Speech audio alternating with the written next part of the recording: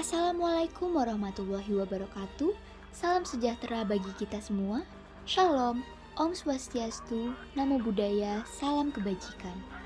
Kami dari kelompok 4 yang beranggotakan Ilona Kalista Siti Dewinta absen 9, Kanesia Kanahaya Arif absen 10, Kansa Kairunisa absen 11, Lutfia Faranisa Barsa absen 13, Nashwa Novia Ashila absen 22, Reina Amanda Maheswari absen 27, Rifka Abriana Napitupulu absen 29, Teresia Ivana Marella absen 35, dan Zweta Azahra Widakdo absen 36. Dari kelas 11 MIPA 1 akan menjelaskan tentang perlawanan Tuanku Imam Bonjol pada peperangan Padri. Tuanku Imam Bonjol adalah salah seorang tokoh ulama, pemimpin dan pejuang yang berperang melawan Belanda dalam sebuah peperangan yang dikenal dengan nama Perang Padri pada tahun 1803 sampai 1837. Tuanku Imam Bonjol lahir dengan nama asli Muhammad Shahab di Bonjol pada tahun 1772. Dia merupakan putra dari pasangan Khatib Bayanuddin yang merupakan seorang alim ulama dari Sungai Rimbang, Suliki 50 kota dengan istrinya Hamatun. Sebagai ulama dan pemimpin masyarakat setempat, Muhammad Shahab atau Tuanku Imam Bonjol memperoleh beberapa gelar, antara lain yaitu Peto Syarif, Malin Basa, dan Tuanku Imam. Sosok Tuanku Imam Bonjol hingga kini tidak bisa dilepaskan dari kaum Padri. Kaum Padri merupakan sebutan yang diberikan kepada sekelompok masyarakat pendukung utama penegakan syiar agama dalam tatanan masyarakat yang zaman dulu populer di tanah Minangkabau. Perang Padri adalah peperangan yang berlangsung di Sumatera Barat dan daerah sekitarnya, terutama di kawasan Kerajaan Pagaruyung dari tahun 1803 hingga tahun 1838. Perang ini awalnya diakibatkan oleh pertentangan dalam masalah agama dan adat sebelum akhirnya berubah menjadi perang melawan penjajah Belanda. 3 hal yang menjadi penyebab utama terjadinya Perang Padri. Yang pertama, karena adanya perselisihan antara kaum adat dan kaum Padri sebagai akibat dari usaha yang dilakukan kaum Padri untuk memurnikan ajaran Islam dengan menghapus adat kebiasaan yang tidak sesuai dengan ajaran Islam. Yang kedua, karena adanya campur tangan Belanda yang membela kaum adat.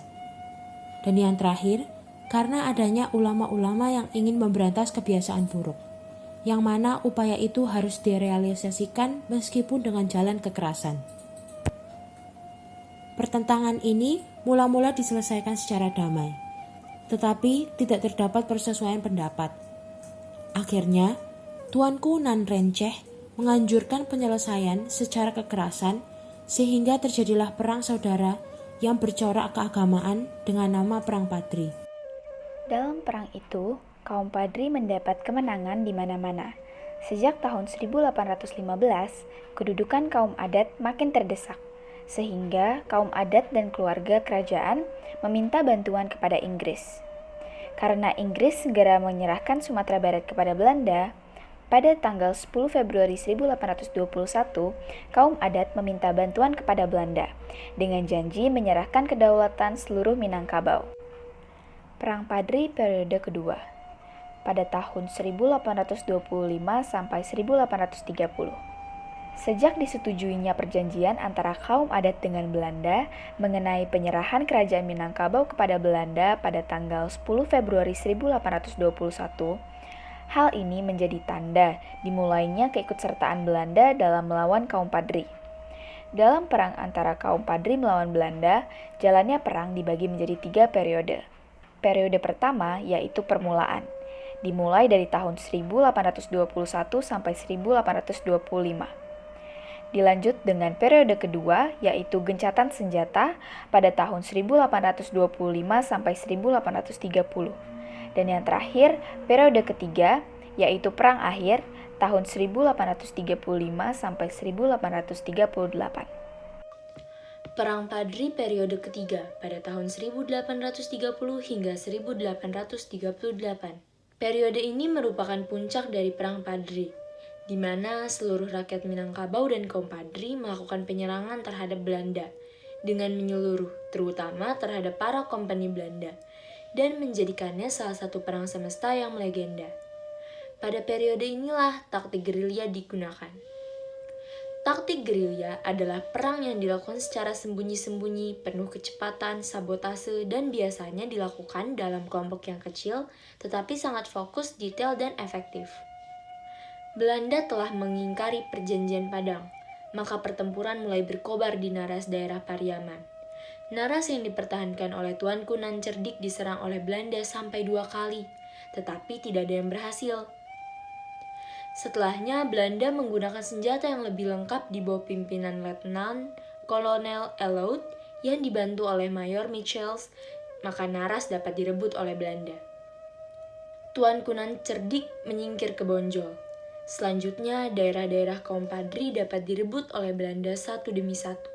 Sehingga pada tahun 1832, Bonjol dapat dikuasai oleh Belanda. Pada tahun 1832, yaitu pada tahun yang sama, Tuanku Imam Bonjol berdamai dengan Belanda. Akan tetapi, ketentraman itu tidak dapat berlangsung lama. Dengan hal-hal tersebut di atas, sadarlah kaum adat dan kaum Padri bahwa sebenarnya mereka itu hanya diperalat oleh Belanda. Perasaan nasionalisme mulai timbul dan menjiwai mereka masing-masing. Selanjutnya, terjadilah Perang Nasional melawan Belanda.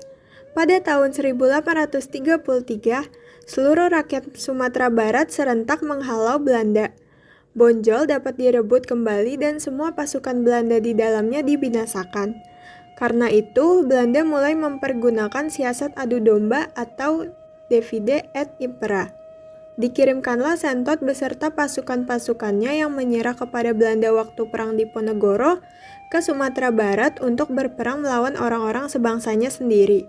Tetapi setelah Belanda mengetahui bahwa Sentot mengadakan hubungan dengan kaum Padri secara rahasia, Belanda menjadi curiga.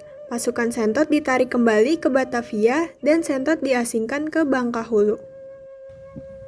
Untuk mengakhiri Perang Padri itu, Belanda berusaha menarik hati para raja di Minangkabau dengan cara mengeluarkan plakat panjang pada tahun 1833 yang isinya 1.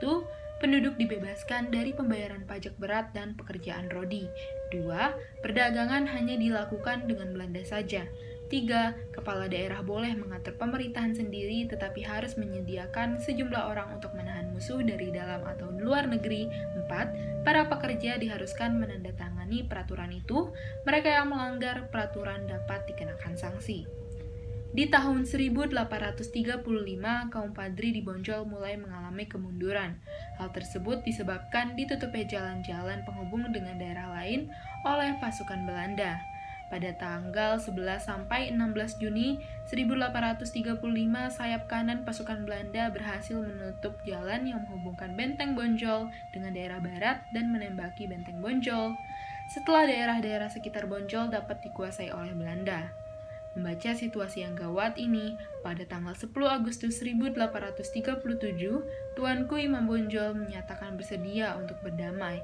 Belanda mengharapkan bahwa perdamaian ini disertai dengan penyerahan. Tetapi Belanda menduga bahwa ini merupakan siasat dari Tuanku Imam Bonjol guna mengulur waktu agar dapat mengatur pertahanan lebih baik, yaitu dengan membuat lubang yang menghubungkan pertahanan dalam benteng dengan luar benteng di samping untuk mengetahui kekuatan musuh di luar benteng.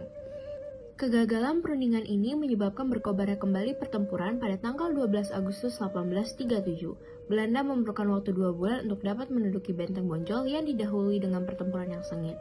Meriam Benteng Bonjol tidak dapat banyak menolong karena musuh berada dalam jarak dekat. Perkelahian satu lawan satu tidak dapat dihindarkan lagi. Korban berjatuhan dari kedua belah pihak, pasukan Padri terdesak dan Benteng Bonjol dapat dimasuki oleh pasukan Belanda. Pada tanggal 16 Agustus tahun 1837, kota Bonjol yang berbenteng berhasil dikuasai secara keseluruhan oleh pemerintahan Belanda. Demi menjaga keselamatan warganya, pada tanggal 28 Oktober 1837, Tuanku Imam Bonjol menerima tawaran damai dari Residen Prancis. Ternyata, ajakan berunding itu hanya tipu muslihat. Karena pada saat datang ke tempat perundingan, Tuanku Imam Bonjol langsung ditangkap. Tuanku Imam Bonjol kemudian dibuang ke Cianjur, Jawa Barat, pada tanggal 19 Januari 1839 dibuang ke Ambon. Kemudian pada tahun 1841 dipindahkan ke Manado hingga meninggal dunia pada tanggal 6 November 1864. Walaupun Tuanku Imam Bonjol telah ditangkap, tidak berarti perlawanan kaum Padri telah dipadamkan. Perlawanan masih terus berlangsung, dipimpin oleh Tuanku Tambusi. Namun, Tuanku Tambusi berhasil dikalahkan oleh Belanda pada tanggal 28 Oktober 1838. Dengan demikian, secara umum perlawanan kaum Padri dapat dipatahkan pada akhir tahun 1838. Maka, kekuasaan Belanda mulai sejak itu tertanam di Sumatera Barat. Perjuangan yang telah dilakukan oleh Tuanku Imam Bonjol dapat menjadi apresiasi akan kepahlawanannya dalam menentang penjajahan.